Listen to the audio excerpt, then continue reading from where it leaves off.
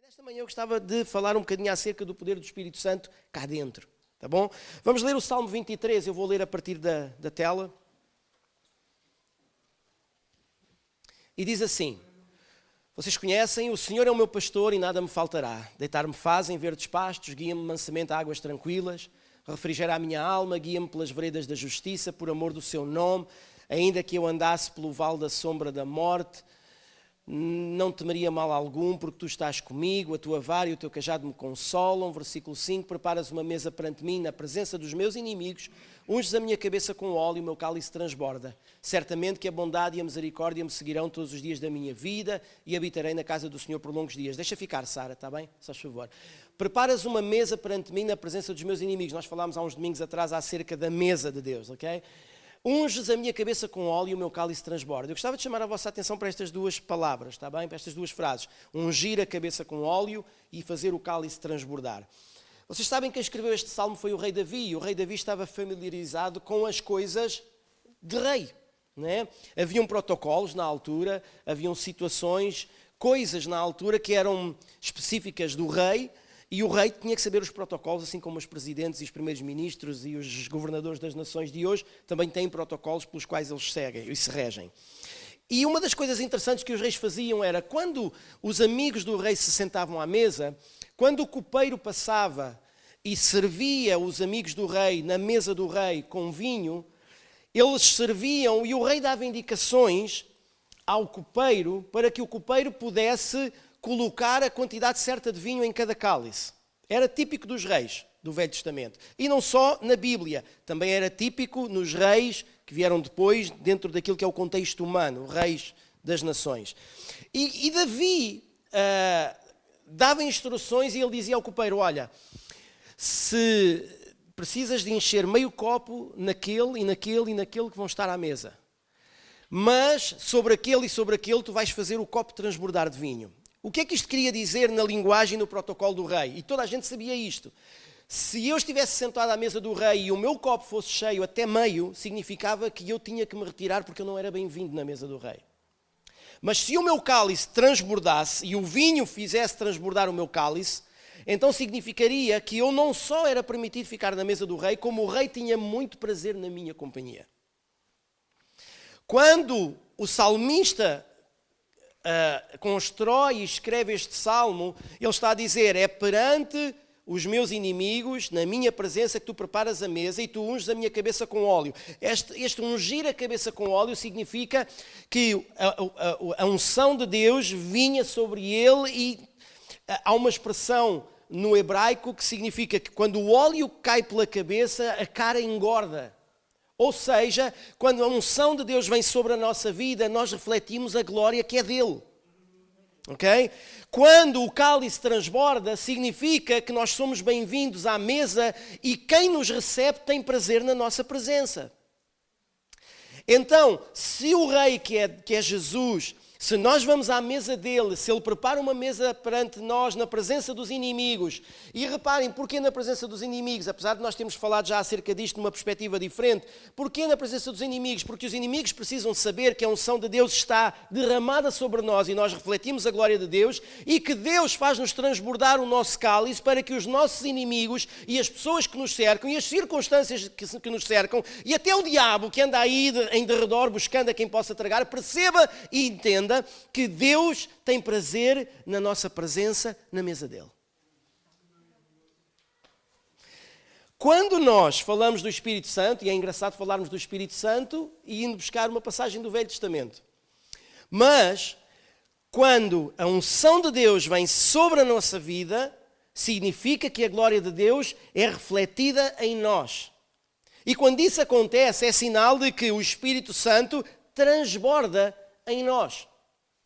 Se o Espírito Santo não transbordar em nós, significa que o nosso copo vai ficar sempre menos cheio. E menos cheio significa que não somos bem-vindos na mesa do rei. Interessante. Mas vamos já complementar isto. O Espírito Santo é o componente de poder indispensável à vida do crente para que a nova natureza do crente funcione e o crescimento espiritual aconteça. Não há crescimento espiritual baseado na nossa sabedoria, no nosso próprio entendimento, na nossa própria força, nas nossas capacidades, com os nossos talentos. Não há crescimento espiritual. Muitas pessoas sabem a Bíblia de capa a capa, sabem as passagens todas de cor, e elas dizem que têm muita sabedoria. Mas a sabedoria de Deus traduz-se na vida de uma pessoa quando aquilo que nós lemos na Bíblia e se torna conhecimento na nossa cabeça, desce ao nosso coração e se torna uma prática. Isso é sabedoria. Senão não passa de conhecimento. E a palavra de Deus diz que a palavra que fica só aqui, que não desce ao coração, para nada serve. É lei, é letra, não tem essência nenhuma. Agora imaginem uma vida que reflete a glória de Deus e uma vida cujo cálice transborda do Espírito Santo de Deus. Se assim é, imaginem como o nosso crescimento espiritual acontece e os benefícios e consequências positivas que acontecem na nossa vida quando o nosso cálice está cheio, transborda. O Espírito Santo é quem nos capacita para o crescimento espiritual. Vamos ler João, o capítulo 14, versículo 1 a 6. E diz assim: não permitais que o vosso coração se preocupe. Isto é Jesus quem fala aos discípulos. Não permitais que o vosso coração se preocupe. Credes em Deus, crede também em mim. Na casa do meu pai há muitas moradas. Se não fosse assim, eu o teria dito a vós. Portanto, vou para lá preparar-vos um lugar. E quando eu for e vos tiver preparado um lugar, eu virei de novo e vos levarei para mim, a fim de que onde eu estiver, estejais vós também. Fantástico. Vós sabeis para onde eu vou e conheceis o caminho. Indagou-lhe Tomé: Senhor, não sabemos para onde vais e como poderemos conhecer o caminho? E Jesus lhes disse: eu sou o caminho, a verdade e a vida. E ninguém vem ao Pai senão por mim. Jesus diz: eu sou o caminho, a verdade e a vida. E nós hoje vamos perceber que o Espírito Santo leva-nos ao caminho, à verdade e à vida. Okay? No final vocês vão achar isto tudo muito interessante. Então, o que nós precisamos perceber aqui nesta passagem de João é que Jesus está a dizer aos discípulos que até ali ele tem estado com eles, até aos 30 anos Jesus habitou na terra e dos 30 aos 33 Jesus levou 3 anos a ensinar os discípulos. Os discípulos estiveram na presença de Jesus durante 3 anos, viram milagres, sinais, prodígios e maravilhas feitos por Jesus, aprenderam de Jesus, tudo o que eles faziam eram ordens de Jesus, tudo o que eles praticavam, falavam, ouviam, para onde quer que eles iam, Jesus estava sempre presente. E é-lhes tirado o tapete debaixo dos pés quando Jesus disse: agora é chegado o momento em que eu vou ter de me ausentar, vou ter de ir para o céu, porque lá há muitas moradas, vou ter que ir preparar um lugar para vocês e depois, quando tudo estiver preparado, eu vou regressar, eu não vos vou deixar órfãos. E os discípulos pensaram assim: isto é catastrófico, porque se nós estamos habituados durante 3 anos a estar com Ele, como é que Ele vai embora? O que é de nós? O que vai ser de nós? Como é que nós vamos agir? Como é que nós vamos fazer as coisas?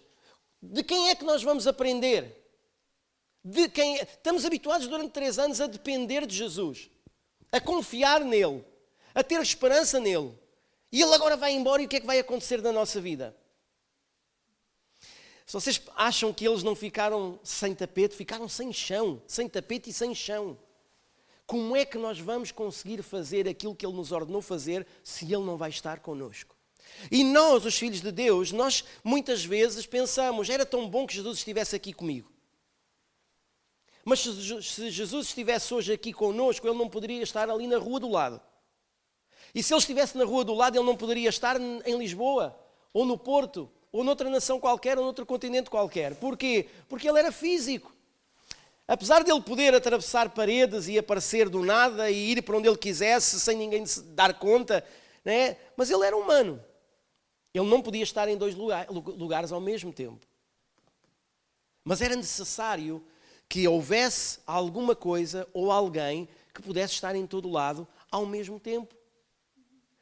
E então eles ficam a pensar: como é que nós vamos fazer isto? Tu vais para o céu, Jesus, tu vais arranjar qualquer coisa para nós lá, mas nós estamos na terra. Tu vais para o céu, o que é que tu vais fazer no céu? Se o trabalho é aqui na terra, como é que nós vamos funcionar? Como é que nós vamos fazer as coisas? E sabem, Jesus respondeu como é que isso poderia ser possível. E João 14:16, logo a seguir, olhem o que Jesus diz. Eu pedirei ao Pai que vos envie outro ajudador. Ou certas versões dizem outro advogado, ou outro consolador, ou outro conselheiro, e este nunca vos abandonará. O que Jesus estava a dizer era, estas palavras, advogado, consolador, conselheiro, estão todos incluídos na palavra ajudador. E o que Jesus estava a dizer era, eu vim, mas eu vou ter que ir. Então, mas eu não vos vou deixar órfãos. Há de vir alguém que nunca vos vai deixar. Esse alguém até há de ter um trabalho e um papel ainda maior do que o meu, porque eu venho, mas tenho que ir. Mas quem vier não vai ausentar-se, não vos vai abandonar. Agora, duas palavras muito interessantes. Eu digo aqui, eu pedirei ao Pai que vos envie outro ajudador. No grego, esta palavra outro significa outro da mesma espécie, do mesmo tipo, com a mesma singularidade. Lembram-se que no domingo passado nós falámos que Jesus, ser filho unigênito ou ser único filho, significa que ele não existe outro como ele. Daquele tipo, daquela estirpe, daquela espécie, com aquela singularidade, não existe outro igual. Todos nós somos filhos de Deus quando aceitamos Jesus na nossa vida. Contudo, apesar de sermos filhos de Deus, nenhum de nós pode ser como Jesus, porque ele é único na sua espécie, no seu tipo, na sua singularidade. Mas Jesus disse aos discípulos, espera, eu vou ausentar-me, mas quem eu vos vou deixar não é um qualquer. É um da mesma espécie, do mesmo tipo e com a mesma singularidade. Ou seja, os mesmos atributos que eu tenho, ele tem. As mesmas coisas que eu tenho, ele tem. A mesma glória que eu tenho do Pai, ele tem. As mesmas características que eu tenho do Pai, ele tem. Então, vocês vão receber alguém que nunca vos vai abandonar, vai estar sempre convosco até que eu venha para vos levar para o lugar que eu estou a preparar para cada um de vocês. Ele não vos vai abandonar e ele é do mesmo tipo, da mesma espécie, com a mesma singularidade. A outra palavra, ajudador, no grego significa paracletos. Paracletos significa o que é chamado para caminhar ao lado do outro.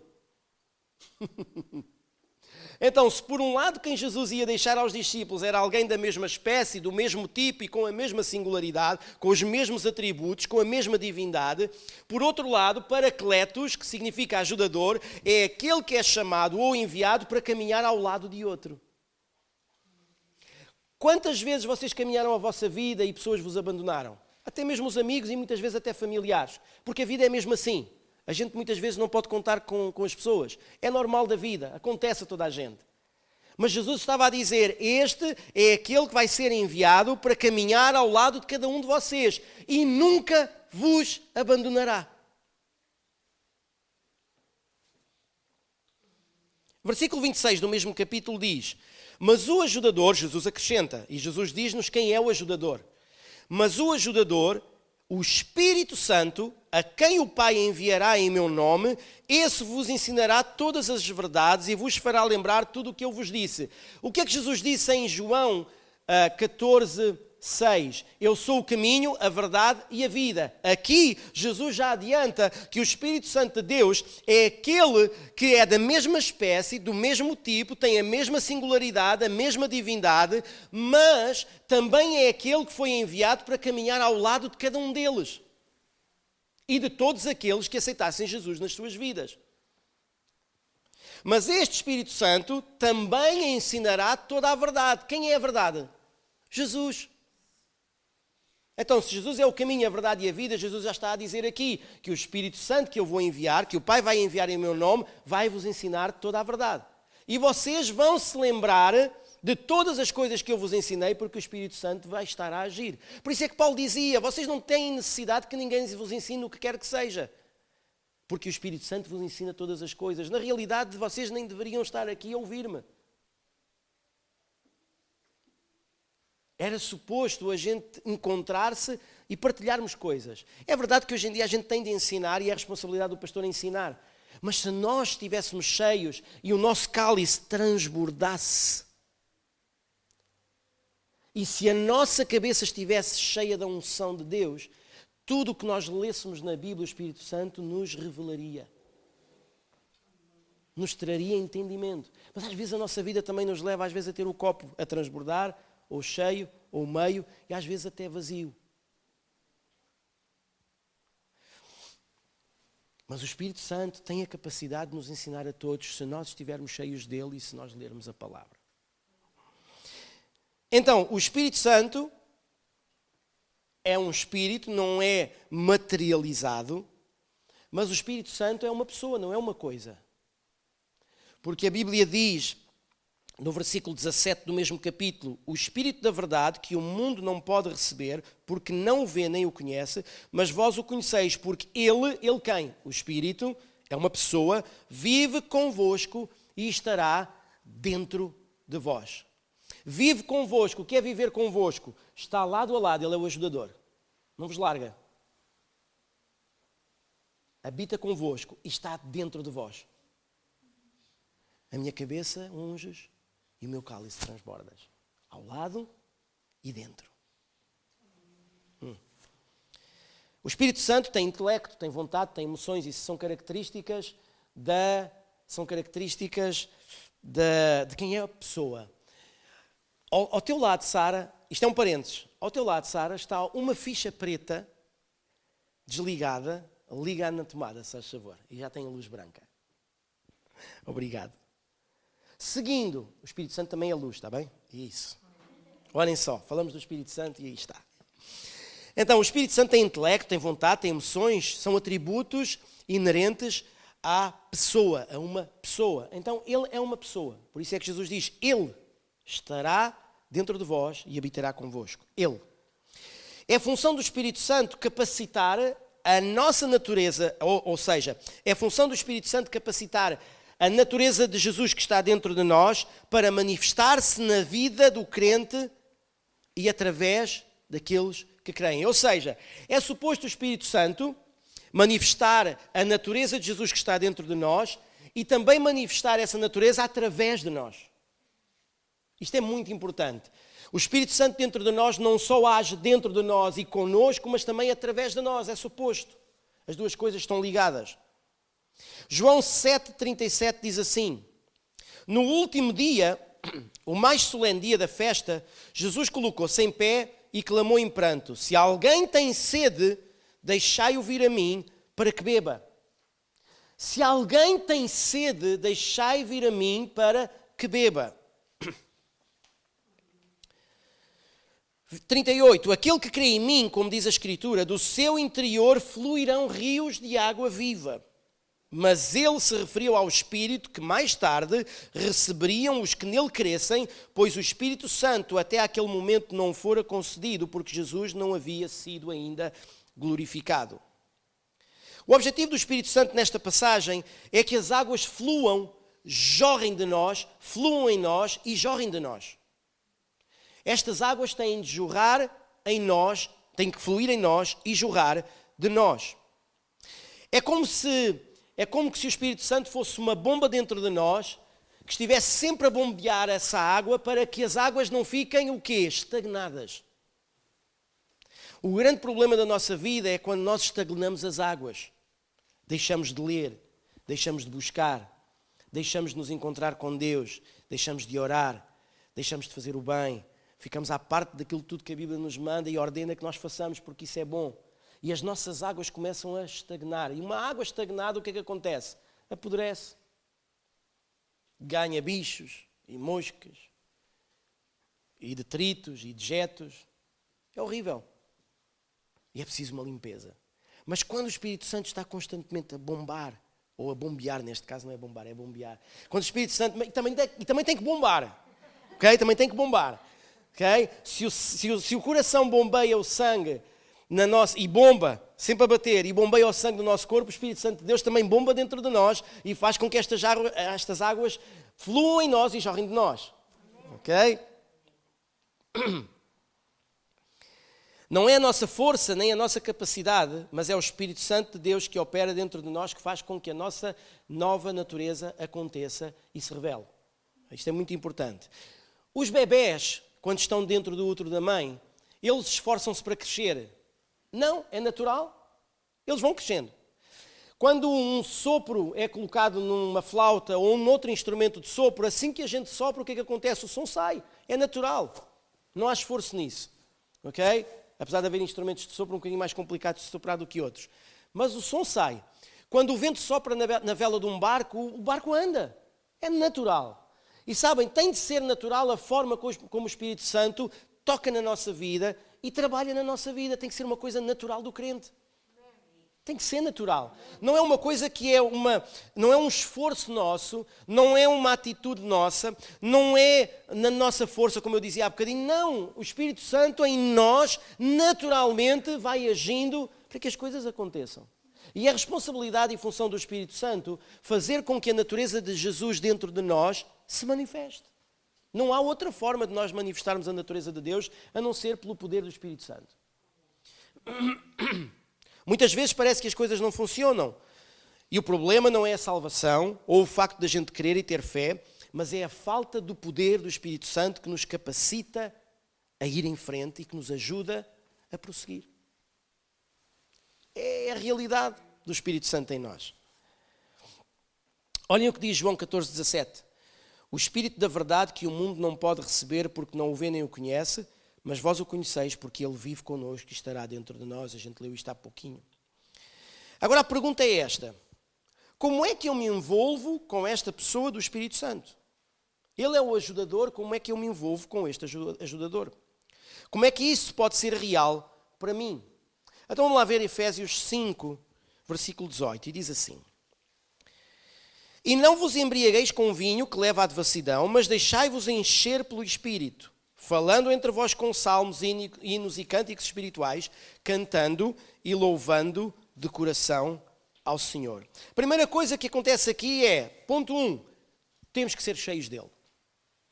Não podemos viver uma vida a meio, não podemos viver uma vida a 2 quartos, a 3 quartos, não podemos viver uma vida assim. Nós temos que viver uma vida cheia do Espírito Santo de Deus. Ok? Cheia. Eu lembro-me, já disse aqui, no Velho Testamento, apesar do Espírito Santo não ser manifesto da mesma forma como se manifestou quando Jesus subiu ao céu e o Espírito Santo desceu no dia de Pentecostes, ainda assim a Bíblia diz que os profetas, muitas vezes o Espírito vinha sobre eles, outras vezes o Espírito entrava neles e outras vezes o Espírito se apoderava deles. Então significa que o Espírito Santo vinha, mas o Espírito Santo tomava conta. E nós temos que chegar a um ponto na nossa vida em que nós somos tomados pelo Espírito Santo de Deus, Ele toma conta de nós e nós somos cheios dele constantemente. A nossa vida cristã não pode ser hoje estou cheio, amanhã não estou. Porquê? Porque se nós hoje estivermos cheios, tudo vai bem, mesmo quando as circunstâncias são adversas. Mas se amanhã eu já não estiver cheio, mesmo que as circunstâncias adversas estejam à nossa volta, é muito mais difícil de lidar com elas. E às vezes até somos absorvidos por elas. Porquê? Porque não temos cá dentro o poder que bombeia o sobrenatural para que a nossa vida, nela fluam as águas e dela jorrem águas.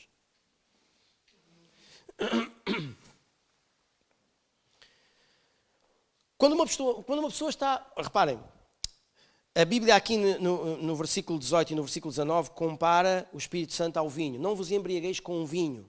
Vinho é alegria. Não vos embriagueis com o vinho, mas enchei-vos do Espírito Santo. Vamos lá pensar aqui um bocadinho. Se calhar todos vocês aqui, em algum momento da vossa vida, já apanharam uma grande besana. Sabem o que é uma besana, não sabem? É uma daquelas bobadeiras que nos leva ao chão. Mas vamos imaginar que vocês sabem, e já experimentaram isso, se não experimentaram pessoalmente, pessoas à vossa volta já o fizeram. Uma pessoa embriagada é uma pessoa que está cheia de vinho. Agora, uma pessoa que está cheia de vinho e está bêbada, o que é que acontece? Entra na corrente sanguínea e altera o cérebro. Quando altera o cérebro, o que é que acontece à personalidade da pessoa e à natureza da pessoa? Altera. As pessoas não sabem o que fazem. Muitas são violentas. Outras são muito cómicas e muito engraçadas, mas não sabem o que é que estão a dizer, nem sabem o que é que estão a fazer. Então, há uma quantidade de coisas e de reações que as pessoas embriagadas têm que não têm controle sobre elas, porque o que tem controle sobre elas é o efeito do álcool. Okay? E tudo o que acontece depois de uma pessoa se ter embriagado é muito incerto. normalmente dá bronca. Eu lembro-me que o meu pai, quando nós éramos pequeninos, o meu pai era alcoólico e o meu pai era muito violento. Ele batia em toda a gente. Okay? Batia em toda a gente. E depois quando às vezes ele estava mesmo com aquela camada de álcool que quase caía para o lado, as pessoas depois vingavam-se nele. E batiam nele e faziam 30 por uma linha e ele aparecia em casa todo espatifado. Porquê? Porque não tinha como se defender. Então, da mesma forma como ele se tornava violento, da mesma forma, quando ele estava no extremo do alcoolismo, depois também se vingavam nele. E as pessoas alteram os seus comportamentos e alteram a sua natureza quando estão alcoolizados. Ou quando estão sob o efeito de outra droga qualquer ou de outra substância qualquer. Então o que é que acontece? Uma pessoa que está embriagada deixa de ter controle sobre a vida dela e quem tem controle é o álcool. A pessoa deixa de estar sob a influência da sua natureza para estar sob a influência do álcool. Quando aqui nós percebemos Paulo a falar aos Efésios a dizer: vocês não se embriaguem com vinho, que leva à devassidão, ou seja, a toda a sorte de coisas más, mas deixai-vos encher pelo Espírito Santo. Ou seja, da mesma forma como o álcool chega ao cérebro e altera a natureza da pessoa e os comportamentos da pessoa e a pessoa deixa-se influenciar pelo álcool, da mesma forma acontece com o Espírito Santo.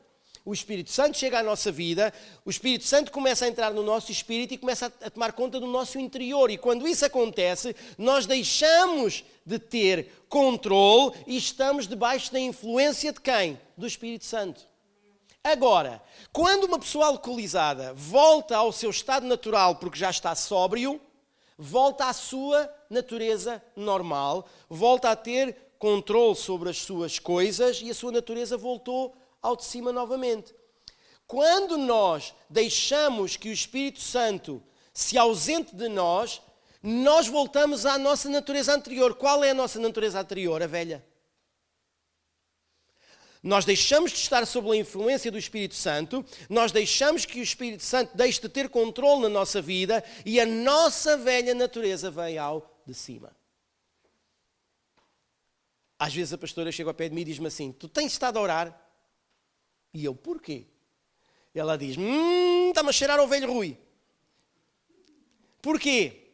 Porque em algum momento eu não deixei que o Espírito Santo bombeasse águas vivas dentro de mim.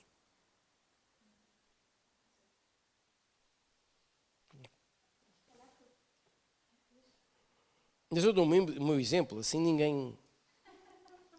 ninguém pensa que eu estou a falar de alguém. Então, da mesma forma como uma pessoa alcoolizada, é o álcool quem dita as regras, quem dita a agenda, os atos, as ações, as palavras que saem da boca, aquilo que os ouvidos ouvem, as reações, as consequências das coisas más. Da mesma forma, se nós estivermos cheios do Espírito Santo de Deus, também há reações, ou neste caso, ações, porque a gente não reage, a gente tem ações. Nós estamos debaixo da influência e do controle do Espírito Santo de Deus e isso para a nossa vida traz consequências boas. Para já, a gente já percebeu que nos leva à verdade de Jesus. E quem anda na verdade não pode dizer mentira. E quem anda na verdade não pode criticar, não pode murmurar, não pode causar divisão, não pode abominar o seu irmão, não pode ser seletivo com aqueles que ele gosta e com aqueles que ele não gosta, porque todos nós amamos toda a gente de igual forma. Que igual forma? A forma como Jesus nos amou a todos. Para que este ajudador possa crescer e desenvolver-se em nós, ele precisa ter controle sobre nós e nós precisamos estar debaixo da sua influência. Agora, no versículo 19, falando entre vós com salmos, hinos e cânticos espirituais, cantando e louvando de coração ao Senhor. O Espírito Santo cresce e toma conta de nós no meio de um ambiente de adoração. Agora, há um problema aqui. Se o Espírito Santo cresce dentro de nós, se o Espírito Santo transborda dentro de nós, principalmente isso é o resultado da adoração que a gente traz a Deus. Mas essa adoração não pode ser um evento, tem de ser um estilo de vida. Porque se a adoração que nós trazemos a Deus é um evento, então o Espírito Santo de Deus não flui aí. Mas se a nossa vida, é um estilo de vida de adoração, e um estilo de vida de adoração, vocês podem dizer, então o que é um estilo de vida de adoração? Aqui, Paulo diz que falar com salmos e hinos e cânticos espirituais, cantando e louvando de coração ao Senhor, ele diz que isto é adoração. Isto é criar um ambiente de adoração. Escutem, eu sei que é muito importante nós estarmos na rua e vou-vos dar um exemplo. Um destes dias eu fui comprar uns artigos a um supermercado e quando eu cheguei à caixa eu dei o dinheiro certo à pessoa que estava na caixa. Estavam 3 ou 4 pessoas à volta e eu entreguei o dinheiro e a pessoa dá-me um troco e dá-me um troco diferente. E eu virei-me para a pessoa e disse assim, não, este troco está errado. E a pessoa disse assim, não, eu acho que não me enganei. Não, enganou-se, mas enganou-se a seu favor. Ou enganou-se contra si. Contra mim, sim, é porque estes 2 produtos têm 2 preços diferentes. O que está ao lado tem um preço inferior, mas eu trouxe do que o do outro tem um preço superior. E as pessoas que estavam à volta ficaram todas a olhar para mim como quem diz, este fulano deve ser doido. Porque qualquer um deles, se calhar no meu lugar, tinha recebido o troco e depois chegava cá fora e dizia assim, olha, se fosse um crente, chegava cá fora e dizia assim, obrigado Deus por tu abençoaste-me. Senhor da terra e do céu, nem vamos entrar por aí. E então eu disse à pessoa, não, enganou-se porque o preço é mais alto, eu não estou a levar dos que estão ao lado, estou a levar dos outros. E a pessoa corrigiu o troco e agradeceu. Então, e isto é um estilo de vida de adoração. Porquê? Porque a Bíblia diz, vocês não enganem o vosso irmão, o vosso próximo, façam o bem, isto também é fazer o bem. E quando nós fazemos estas coisas boas, nós estamos a adorar Deus. É um estilo de vida que a gente tem. Adorar Deus não é de facto só cantar. Adorar Deus também tem a ver com a forma como nós vivemos o nosso dia-a-dia. Agora, se formos cheios do Espírito Santo de Deus, o nosso dia-a-dia é bem vivido. Se nós não formos cheios do Espírito Santo de Deus, então o nosso dia-a-dia não pode ser bem vivido, porque o Espírito Santo não está lá. E sabem uma coisa interessante? Mas é importante nós entendermos o seguinte, é que apesar de o nosso estilo de vida e o nosso dia-a-dia adorar Deus com as nossas atitudes, com as nossas palavras, com o que a gente ouve, com o que a gente vê, ok? Pelo caminho onde a gente anda, tirar tempo para estar na presença de Deus é a melhor adoração que a gente pode fazer e ter. E é nesse ambiente em que nós estamos com Deus, seja sozinhos, seja como igreja, é nesse ambiente de adoração onde Deus constrói e estabelece o seu trono. É onde Deus passeia no meio dos louvores do povo e é onde Deus ordena a bênção que de outra forma nós não teríamos se nós estivéssemos juntos. E nesse ambiente e nessa construção de um ambiente de adoração é quando o Espírito cresce, cresce, cresce. E é onde as águas fluem, fluem. E onde elas jorram, jorram. E isto é uma lição para nós. Porque quando nós estivermos aqui juntos na quarta-feira para louvarmos e adorarmos a Deus, a gente não vem numa postura de observação. A gente não vem numa postura de deixa ver o que é que está a acontecer. Deixa ver quantos é que se vão enganar. Deixem-me ver quem é que vai aparecer. Não, não é essa a postura. Porque quando essa é a postura, a religiosidade está na nossa vida. E a gente às vezes cai em cima, olha para as pessoas, quando eu digo a gente, as pessoas que estão no altar, seja quem que a igreja for, e a gente consegue apalpar o pulso da igreja e tentar perceber quais são as pessoas que estão com intimidade com o Espírito Santo e as que não estão com intimidade. A gente vê pelas posturas. Então é importante, no meio de um ambiente de adoração, a gente perceber e entender que o Espírito Santo cresce. Gálatas 5,16 diz assim, portanto vos afirmo, andai com o Espírito e de forma alguma satisfarei as vontades da carne. Porquanto a carne luta contra o Espírito e o Espírito contra a carne. Eles se opõem um ao outro de modo que não conseguis fazer o que quereis. Qual é a diferença entre o Espírito e a carne? É que o Espírito quer agradar a Deus. A carne quer agradar a ti e a mim. E aqui Paulo está a dizer, meus amigos, o Espírito luta contra a carne e a carne contra o Espírito. Estas duas naturezas estão sempre em luta uma com a outra. Quando a gente aceita Jesus na nossa vida, a grande guerra que a gente tem é entre estas duas coisas. A carne e o Espírito e a carne. Andai com o Espírito. O que é andar com o Espírito? Reparem uma coisa interessante. Jesus disse, eu sou o caminho, a verdade e a vida. E a gente já percebeu que quando somos cheios do Espírito Santo, a verdade é-nos revelada. E nós vivemos a verdade. Não vivemos fora da verdade ou à parte da verdade. Mas Jesus também é o caminho. E aqui diz, andai com o Espírito. Então andar com o Espírito significa que também há um caminho que nós temos que percorrer com Ele. E para onde é que Ele nos leva? Ok, pastor, eu percebo. Andai com o Espírito significa que nós vamos ter que andar com Ele. Mas para onde é que Ele nos leva? E vocês podem dizer assim, qual é o lugar onde o Espírito nos quer levar? Só há um lugar onde o Espírito de Deus nos leva. Querem saber qual? O lugar onde se glorifica Deus. Não há outro lugar. Eu vou àquele sítio, mas aquele sítio traz glória a Deus. Eu vou falar com esta pessoa, mas a forma como eu vou falar com esta pessoa traz glória a Deus. Eu tenho de agir desta forma, mas a forma como eu vou agir glorifica Deus. Ou seja, quando o Espírito ajudador anda ao nosso lado e habita dentro de nós e está dentro de nós, significa que quando nós andamos... E reparem, este andai com o Espírito não é ando hoje, amanhã não. Isto é constante. Andai, ou seja, andai hoje, andai amanhã e depois, e depois, e depois, e depois, e depois. Porque só assim é que a nossa vida de cristão funciona. Muitas vezes as coisas vêm, são complicadas, mas a gente quando vai a analisar a nossa vida, a gente percebe, eu hoje, ou dá um tempo para cá, ou esta semana, ou este ano, ou há 10 anos que eu não ando com o Espírito. Porquê? Porque aquilo que eu faço hoje, eu percebo que não me glorifica a Deus.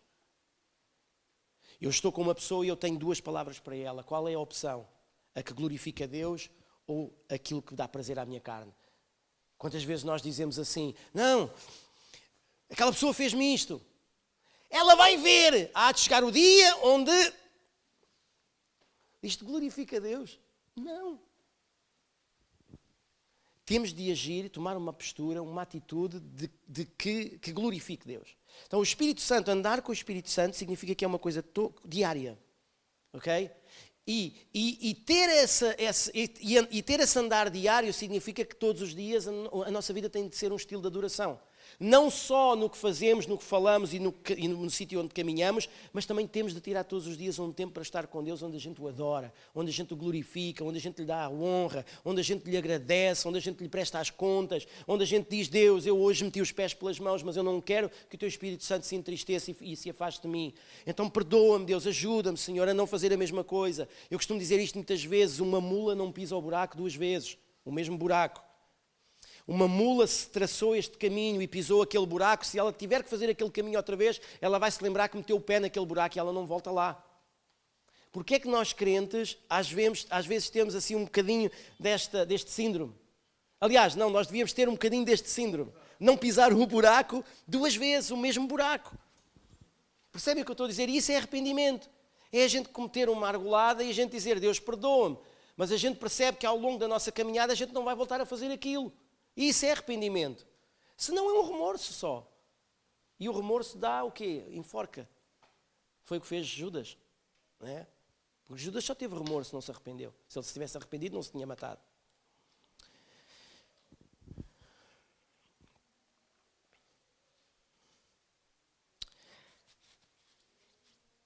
Andar no Espírito é caminhar em total dependência dele. Significa entender que é a sua condução que nos leva a cumprir tudo o que nós não podemos fazer por nós mesmos. E muitas vezes é o orgulho que nos impede de depender do Espírito. A soberba, o egoísmo, o eu. O objetivo do Espírito Santo também é trazer vida. O que é que Jesus disse? Eu sou o caminho, a verdade e a vida. Então olhem, leem lá, estou mesmo a terminar. 2 Coríntios 3,6 diz, Ele nos capacitou para sermos ministros de uma nova aliança, não da letra. Ele quem? O Espírito Santo nos capacitou. Está o caminho ao nosso lado e está dentro de nós. Para sermos ministros de uma nova aliança, não da letra, que é o conhecimento que a gente tem, que não desce ao coração e não se transforma em nada, mas do Espírito, porquanto a letra mata, mas o Espírito traz vida. Então Jesus disse, eu sou o caminho, a verdade e a vida. Agora reparem, o que é que quer dizer este ajudador? Paracletos. O que é que significa Paracletos? Aquele que foi enviado para caminhar ao nosso lado. E o que é que quer dizer?